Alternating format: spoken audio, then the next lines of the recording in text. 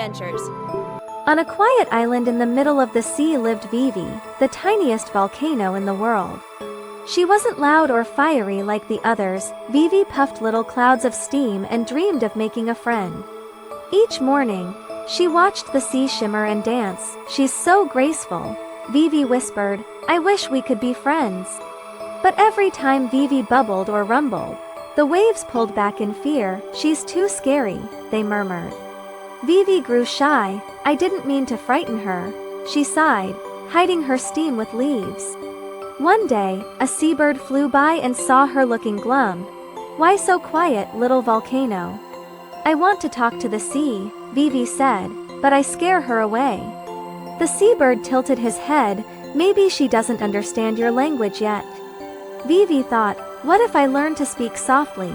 She spent the night blowing gentle clouds shaped like hearts.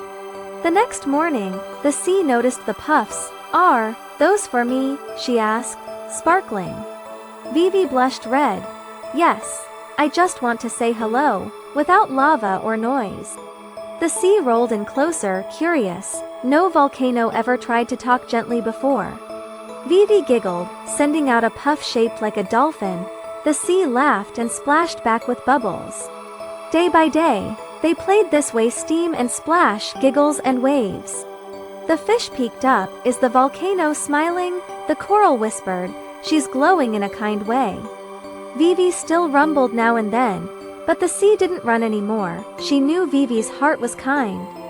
A big volcano far away burst one day, shaking the island. The sea panicked. Will Vivi explode too? Vivi felt the tremble but stayed calm. "I'm not like them," she whispered, sending a cloud of calm stars. The sea wrapped around her gently. "Thank you, Vivi, you make me feel safe." Soon, shells washed onto Vivi's shore. "Little gifts from the sea, for my favorite volcano," she said. Vivi decorated her rocks with the shells, each one a symbol of their growing friendship. Birds, crabs, and turtles began visiting too. "This island feels warm and gentle," they said. Vivi's heart bubbled with joy, not from lava, but from love.